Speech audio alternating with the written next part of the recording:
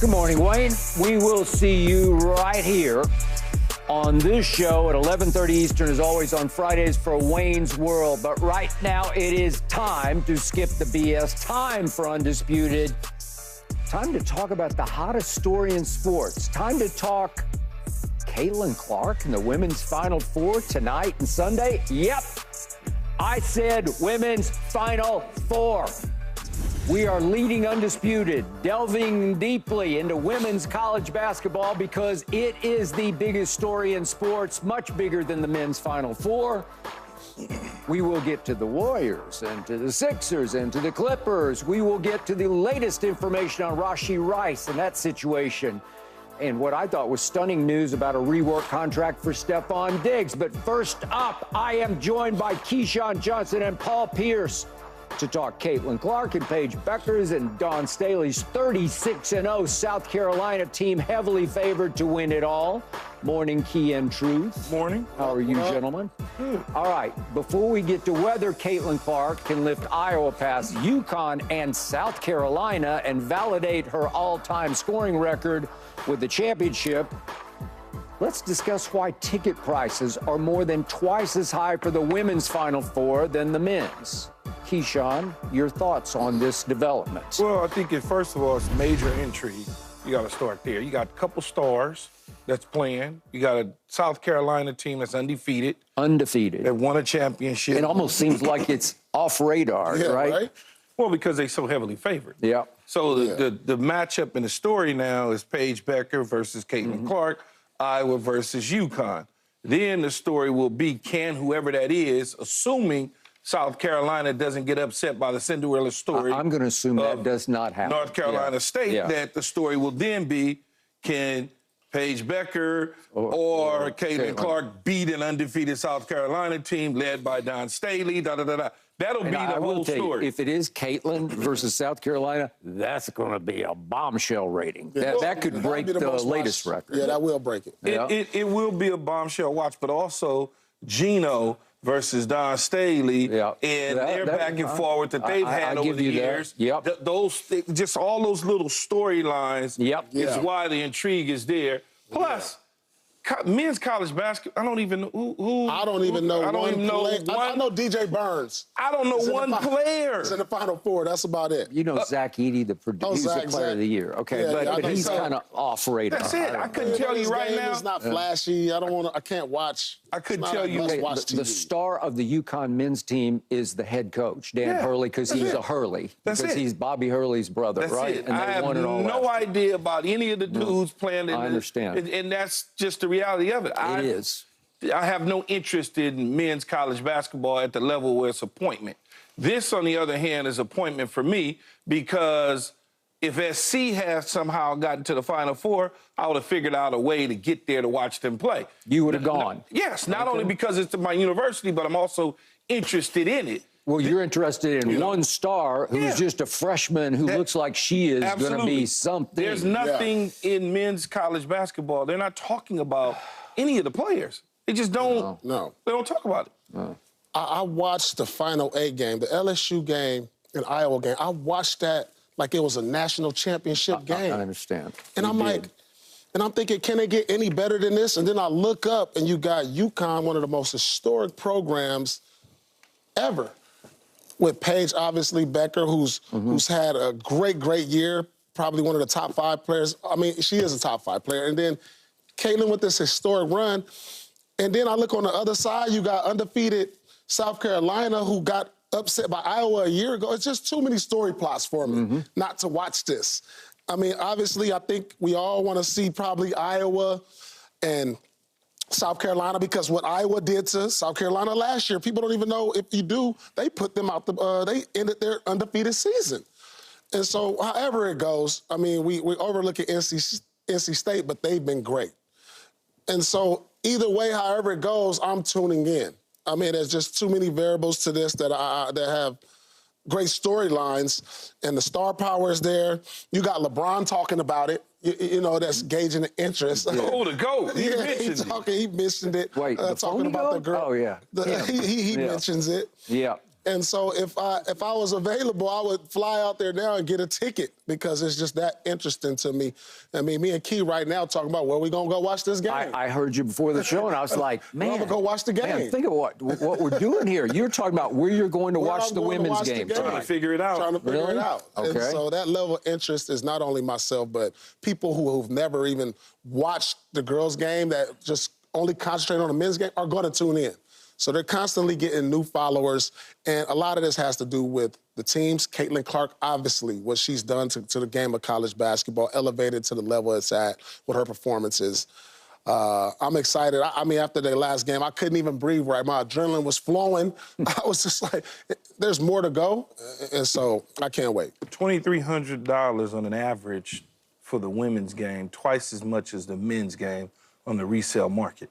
So if that's the case, then there's some tickets that's out there that's, $5,000 and $6,000. You got that right. Yeah. Which is like interesting. Yeah. All right. Allow me to date myself because I have been a women's basketball fan for a long, long time. I go clear back to what was called the WBL back in my days in Dallas.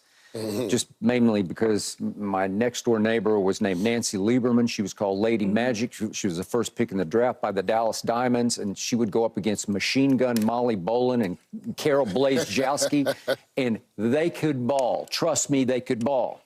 And then I always watched the women, but there have been many, many years when the men were more interesting just because of the star power, and I know how we look at it.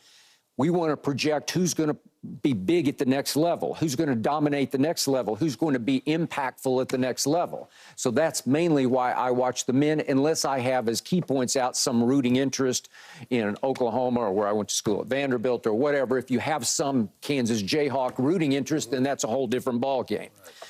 All right. Then we get to star power, and we get to Caitlin Clark. What is the intrigue with Caitlin Clark? I heard Gino talking yesterday about it takes personalities. Well, Caitlin does not have a huge personality to me. She's not a scintillating interview. She's not a quote-unquote character. She's a nice personality, but her interviews are pretty cut and dry. They're pretty cliche-ridden. She says all the right things, but I can't remember anything she says because she's not a quote machine. So she's not doing it with her personality, and certainly she's not doing it with any storylines off the court. She's doing it with simply this. We've never seen anything like a female basketball player who goes Steph Curry because she is shooting jump shot logo threes. Jump shots, not set shots, not feet on the floor. She shoots pure Paul Pierce style jump shots from deep. Remember, the court's the same, so she's shooting logo threes. And the other night, like you, I'm on the edge of my seat. We all picked LSU. But every time she went up, I'd say, that's a bad shot. That's a bad idea. And it went in. She made 9 out of 20. And it took all 9 of them to hold off an LSU team that I think, I still believe to this moment, LSU's just better than Iowa. But they didn't have one better player than that player who revolutionized college basketball doing that. And then, to your point, she's also got some John Stockton going on because she can flat pass the basketball. It's not sensational. It's not eye-popping. It's not behind the back, between the legs. But I think you guys sit back and say, that's legit. You know, she makes the right play every time. Yeah, right play and plays where you say, ooh, that's pretty special, you know, that to see that play and that bounce pass or that full court pass or whatever she pulls off, the combination of the logo threes plus the rare, to me, great passers come along like once a generation because you can't teach it, you can't coach it. You either see it or you don't see it. You can see it before it happens or you cannot. LeBron James is as gifted a passer as we've seen this side of Magic Johnson and John Stockton to me. Well, you can't, nobody taught him. He just had it and he honed it, obviously, but she's got it. Maybe not quite to the LeBron level, but she's got 2 things operating where she can make her teammates better, and her teammates, to me, are average at best. Yeah. Is that fair to say? I agree. Okay. Yeah, I think, yeah. All right. Okay, now let's get to tonight. This is a story. You can argue UConn's the program in women's college basketball, right? Absolutely. Maybe we can. No, they are. They just are. Tennessee kind of. They had their They've run. been in Tennessee for a while, and Tennessee fell off. Pat Summitt's time. Yep. All right. So now we got Caitlin Clark, Paige Bueckers, UConn. Gino. Your prediction? Yeah, Gino. That's a good point, too. Yeah. I'm going to go with Gino and Paige. Okay. Over Iowa. Because? It's just something about her, number one, that I like. And you liked her, how she played against USC? I just like how she moved, and it's just her all-around game. It just is something that I'm used to seeing, I guess. And they're good. He knows how to coach, number one. He's been in this position. He's won 11 of them, I believe that's the number, if I'm correct. Yeah. He's been in this position before, okay? He understands. She's back healthy. And I think for one, by the way, she was the player of the year when she was a freshman. Yeah. Her team overall, much like LSU's team overall, is just better. I think they're just better than Iowa. He will not allow Caitlin Clark, in my opinion, to just be out there freelancing and doing what she wants like Kim Mulkey did. He saw that mistake that Kim made. He will not repeat that. That's just my little opinion. But yeah, I like UConn in this game. Okay, close. Yeah, I mean, I don't think it'll be a blowout. They probably win by 4 or 5. What, Key, I hear you and all. Like, I understand you got the history of UConn and Paige and all of this going for them, experience. They've been to the Final Four a couple years ago. But you got to understand, in the last 60-plus games that South Carolina's won, Caitlin Clark is the only one that beat them. I understand. They was in the national championship a year ago. Why aren't they the favorite? They've been there. I think they experienced heartache. They beat LSU. They beat South Carolina. I just think this is a team of destiny. Oh, that Iowa. Iowa. Yeah. No, they're favored tonight, but they wouldn't be favored over South Carolina. Yeah, but they're the only team in 2 years to beat South Carolina. They are. They beat LSU, the defending national champs. They did. And I bet you a lot of bettors are putting money on UConn for the simple fact, the same reasons you're saying. But I'm going to go Iowa for the simple fact that they've had heartache, they've been there, they experienced that loss, they've battle-tested, and they're in the middle of one of the greatest runs they are in college basketball history. If they wind up beating LSU, they beat UConn and see South Carolina in the championship and beat them, what are we going to be saying about Caitlin Clark? We're going to get to that later. Okay. Well, you know what we'd be saying, because we'd have to. Exactly. All right. So I went against Caitlin Clark in Iowa against LSU. And I still can't believe that Iowa won the game. And I still can't believe, as you pointed up and I pointed out immediately the day after, right here sitting in this chair, that Kim Mulkey was so proud, haughty proud, that she said, you know what? We are the defending champs. We are LS freaking U. We don't bow down to anybody. We play defense the way we play defense. So I'm going to come out. I'm going to do it just like I would do it against any other best player on the other team. I'm going to put Haley Van Lith on her, our point guard on their point guard, and we'll just figure it out because we're better than they are, and we will dominate. And they dominated the boards. It was 54-36 on the backboards. And Haley Van Lith, who is now transferring, that's a whole nother story. We'll get to that with LSU fan Lil Wayne in a little bit, unless you guys, if you want to throw something out now. But the point is, she could not guard Caitlin Clark. And Caitlin got up 23s and made 9 of them, and that was the difference in the basketball game. Okay, so now I'm going to remind you one thing about Caitlin Clark. She is human, and she will every once in a while have one of those, 2 for 15 kind of games. And if she has one of those in the next 2, if they get to 2 games, if she goes 2 for 15 tonight, Paige Bueckers will win this game because she is really good. And I remind everybody, Paige, coming out of high school, was the #1 recruit that year, and Caitlin Clark was 4th on the list of recruits. So she's come a long way, and yet I love the way Paige competed against you guys the other night because she will scratch and claw and fight and every last ounce, whatever she's got tonight, and I think she will enjoy being the underdog for once in that role against Caitlin Clark. Okay, so clearly, Iowa, to me, is a below-average team after Caitlin Clark. How could you say that? They went to the national championship last year.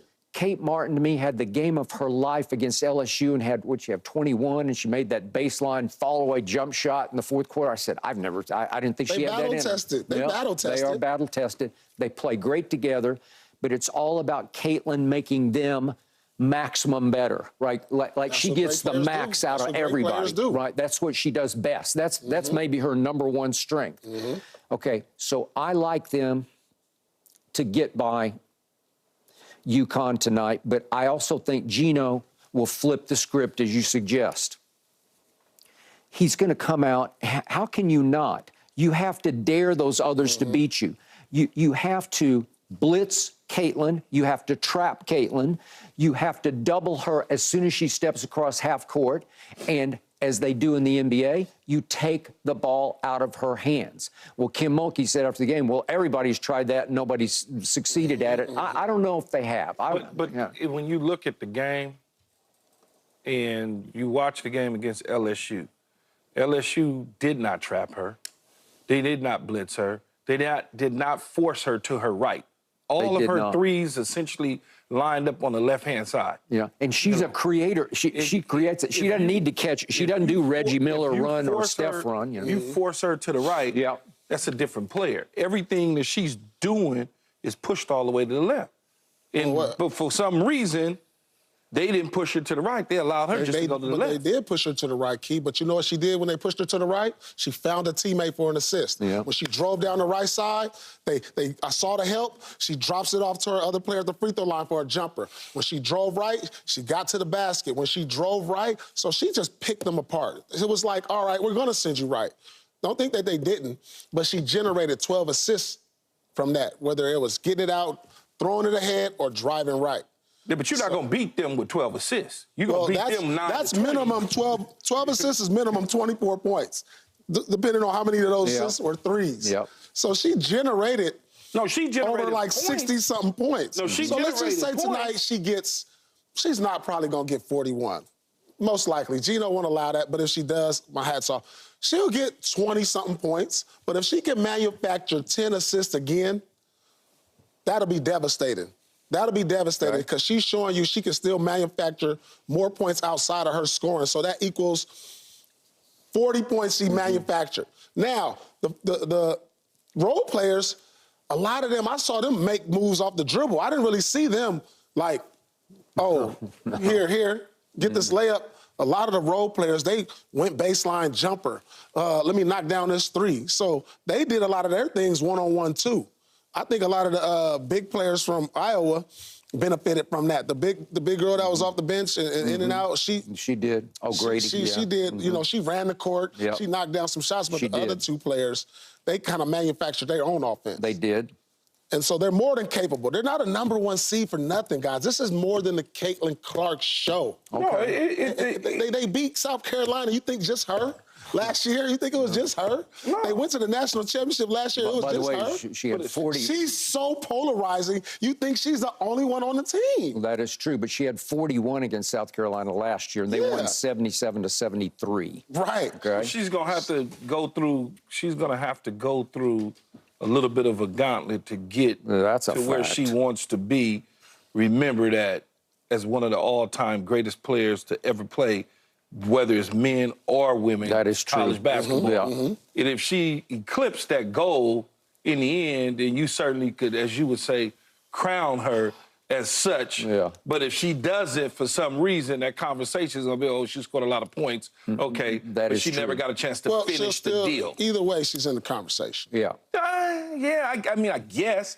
I'm sure there's going to be others out there on the women's side of basketball that will respect the fact that she's a scoring machine and a creator and all of those things. But you know, as I know, Paul, in the end, they look at that one thing when you're great.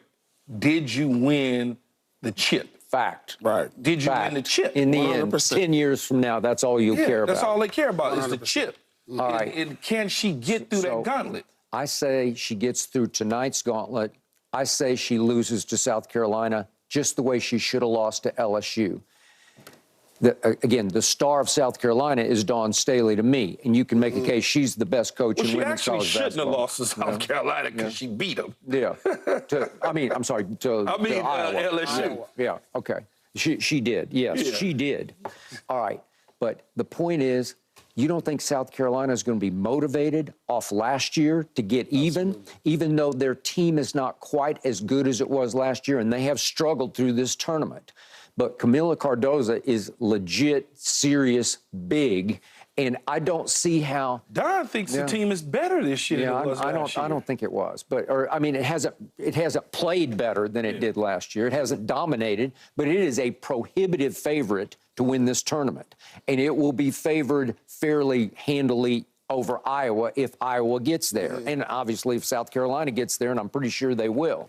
But the point is that they're just going to be too big and physical for Iowa, but I thought LSU was. Right. I mean, how do you lose the boards 54-36 and win the game? It's almost impossible. Well, Angel Reese couldn't even put the ball back in the rim either, though. And she was getting the boards, she turned but she couldn't even put it back because her ankle was trash. That is true. And she scored what in the second? I think she had 2 points in the second half after she turned her ankle. So that was a big factor. So I'm going to go South Carolina wins it all. But I will be on the edge of my seat on Sunday if it's Iowa, South Carolina, and that will shatter the new ratings record, right? Yep, I'm looking forward. All right. We got to move on back to the National Football League scene because we've got the latest details on Rashee Rice next.